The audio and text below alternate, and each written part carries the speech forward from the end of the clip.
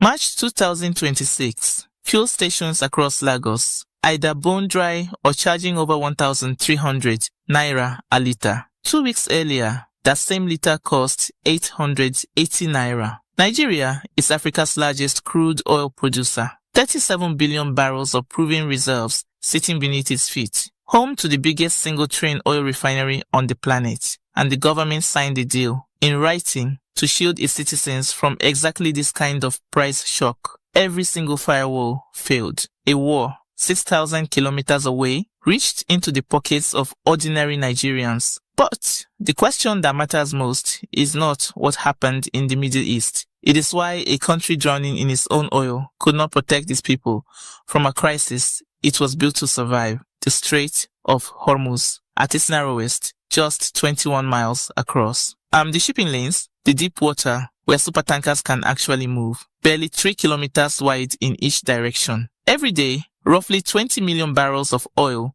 pass through this corridor. That is 1/5 of everything the world burns. Saudi Arabia, Iraq, Kuwait, the UAE, Qatar, the biggest energy exporters on the planet, all funnel their crude through this single choke point. On February 28, 2026, the United States and Israel launched a massive coordinated strike on Iran. The Pentagon called it Operation Epic Fury. It was the largest military campaign in the Middle East since the 2003 invasion of Iraq. Within days, Iran's supreme leader, Ali Khamenei, was dead, killed in an Israeli strike, and Iran struck back hard. Missiles and drones hit energy infrastructure across the Gulf. Qatar halted its gas production. Bahrain's main refinery went dark. Smoke rose from burning facilities in Kuwait and Saudi Arabia. And then, Iran did the one thing global markets had feared for decades. It shut down the Strait of Hormuz. The IRGC declared the strait closed on March 2nd. Drone strikes hit tankers near the mouth of the passage. Insurance companies pulled coverage overnight. Maersk, MSC, Hapag-Lloyd, the world's biggest shipping lines, all suspended transits. Over 150 vessels anchored outside the strait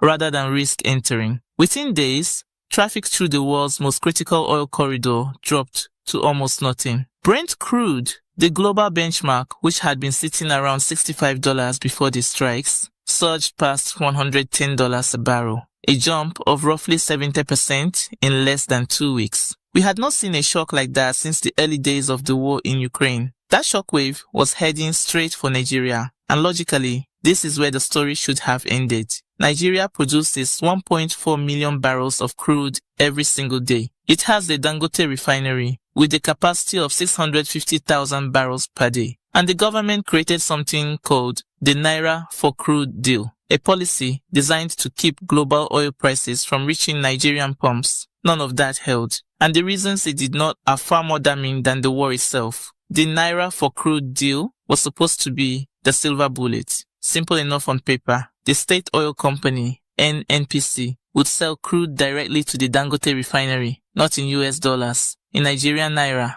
strip out the dollar, strip out the global market, keep it domestic. The Dangote refinery needs 13 cargoes of crude oil every single month to run at capacity. Each cargo is roughly 1 million barrels, loaded onto a super tanker and delivered to the Lekki terminal. Under the deal, NNPC was supposed to supply all 13. According to Dangote's CEO, David Bird, they are getting 5 out of 13. That means nearly 70% of the crude the refinery processes does not come through the government's special deal. It has to be bought on the open international market in US dollars at whatever the world price happens to be that day. And the crude that does come through the Naira program is not cheaper. Bird has been clear about this. The refinery pays international benchmark prices for every barrel, whether it lands in Naira or dollars. Then add international freight, international insurance. And by the time that oil reaches the plant, the Naira for Crude deal looks nothing like the shield it was sold as. David Bird put it plainly at a press conference on March 9th. The refinery is, quote, fully exposed to the international commodity market. So, when Brent crude surged past $110, Dangote was not some protected island.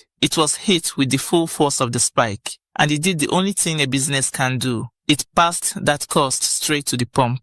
On March 10th, the refinery raised its gantry price for petrol from 995 naira to 1,175 naira per litre. But the price hike at the pump is only the surface. The deeper question is, where are the other 8 cargoes? In mid-2024, Dangote's VP of Oil and Gas revealed something alarming. All major international oil companies operating in Nigeria were deliberately withholding crude supply from the refinery. Some offered barrels at $6 above the international market price, making Nigerian crude more expensive than Brent itself. Others simply claimed they had no crude available. One company's trading arm flat out refused to sell directly, insisting Dangote buy through a middleman. Another company put Nigerian crude into a tender in Indonesia, offering oil to a buyer in Jakarta before offering it to a refinery sitting 30 miles down the coast from Lagos. Independent ship tracking data confirmed the pattern. Out of 53 crude cargoes delivered to Dangote by mid-2024, only 17 came from NNPC, 7 came from Shell, 4 from Chevron. Total Energies, despite publicly announcing a supply agreement, shipped exactly 1. Now, Nigeria does have a law designed to stop this. Section 119 of the Petroleum Industry Act spells out the domestic supply obligation. Oil producers must supply local refineries before they export a single barrel. The penalty for non-compliance, 50% of the value of every barrel they failed to deliver. On paper, that is ironclad. In practice, when the producers pushed back, the regulators did not enforce it. They quietly handed out waivers. The shortfall was staggering. Dangote needed 483,000 barrels a day from domestic sources. It received 177,000, a 63% gap between what the law promised and what the refinery actually got. The international oil companies have their own logic. They are multinationals protecting export revenue. That tracks. But NNPC is Nigeria. It is the state oil company. It even bought a stake in Dangote's refinery. Originally 20%, later slashed to just 7% when the government could not come up with the money to pay the balance. So, why can the national oil company not supply crude to its own country's refinery? The answer sits in the Bahamas, a country with 400,000 people and 0 oil wells. There, a company called Project Gazelle Funding Limited exists for one purpose: to borrow $3.3 billion on behalf of NNPC using Nigerian crude oil as collateral. And it is one of at least 11 companies just like it. Here is how the machine works. NNPC sets up a shell company in an offshore tax haven. That company borrows billions from international banks and hands the cash to NNPC. In return, NNPC repays them, not in cash, but in physical barrels of Nigerian crude sold at a deep discount to market value. The gap between the discounted rate and the real-world price vanishes into offshore accounts that Nigerian lawmakers cannot oversee or audit. Add up the active deals and the total comes to 213,000 barrels of crude oil every single day. That is 15% of everything Nigeria produces, legally pledged to foreign creditors before a single drop can reach a domestic refinery. In 2025 alone, the crude consumed by these repayments was worth an estimated 8.3 trillion naira. Revenue that never reached the national budget, never became fuel in anyone's tank, never fed the refinery sitting down the road in Lekki. If you have been tracking Nigeria's fuel situation and have come across different numbers or a piece of this story I have not covered here, drop it in the comments. I am genuinely interested in what else is out there. But the crude oil drama is only one layer. Even after fuel is refined, there is another system draining money before it reaches the pump. At that same March 9th press conference, David Baird dropped a figure that should stop anyone mid-sentence. The Dangote refinery deals with 47 different government agencies. Every single one of them charges fees at a different stage of the supply chain. The downstream regulator, the ports authority, maritime security, standards agencies. Before a single drop of fuel reaches the car anywhere in Lagos, over 100 naira per litre has been siphoned off by government bodies and intermediaries along the chain. Now, consider the scale. Nigeria consumes roughly 60 million litres of fuel every single day. Multiply that by 100 naira. That comes to 6 billion naira every day, flowing to those 47 agencies. Now, at that volume, it becomes very clear why none of them are in any rush to simplify the system, and this is where the contradiction becomes impossible to ignore. When journalists asked the National Petroleum Regulator about the sudden price surge, the official response was a textbook piece of deflection. Quote, "Pump prices are purely a result of market dynamics. The government's position is that this is a free market. You cannot embed 47 agencies into every stage of a supply chain, collect fees at each step, and then call it a free market. That is not a market. That is a toll road with 47 booths, and the operator at the end insisting it is not his problem, that the fare keeps climbing." Through all of this, as fuel crossed 1,000 naira, then 1,200, the leadership in Abuja was quiet. President Tinubu made no public statement. His spokesperson did not return press calls. The only words from the top came at an iftar dinner on March 10th, where, surrounded by religious leaders, the president said the economy was on a, quote, "stable and sound footing." Meanwhile, one number captures the entire contradiction. Nigeria's 2026 budget was built on a projected crude price of $65 a barrel. By the second week of March, oil was trading above $110. The government was collecting close to double the oil revenue it had actually budgeted for, while its citizens sat in fuel queues, unable to afford the ride to work.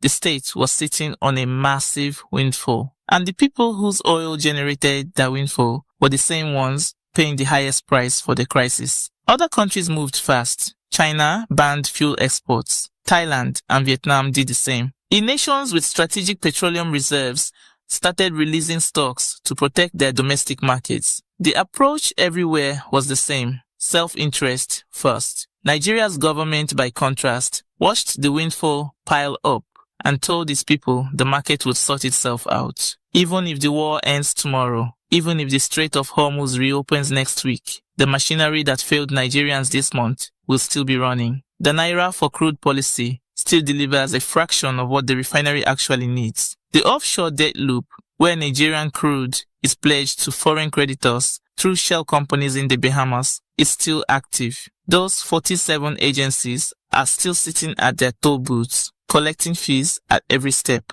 And Nigeria's state refineries, Port Harcourt, Warri, and Kaduna, the facilities that were supposed to form the domestic backbone, they sit idle. Port Harcourt was rehabilitated for $1.5 billion. It ran for 6 months, then it went dark. The new NNPC leadership has called the old operating model a total failure, one that hemorrhaged hundreds of millions of dollars every single month. So the question this entire story keeps circling back to is not about Iran. It is not about the Strait of Hormuz. It is about why a country sitting on 37 billion barrels of crude with the largest refinery in Africa and a policy built specifically for this moment still could not protect the people who own that oil until the system is rebuilt, not the pipelines, but the structure that is supposed to carry Nigeria's oil wealth from the ground to its citizens. Every future shock will do exactly what this one did. Every Middle East conflict, every sanctions package, every supply disruption anywhere on earth will bypass every supposed firewall, cross the ocean, and land on the backs of ordinary Nigerians. If you have a theory about what it would actually take to fix this, not a policy announcement, not a press conference, a real structural change that would break this cycle. That is the conversation I want to have.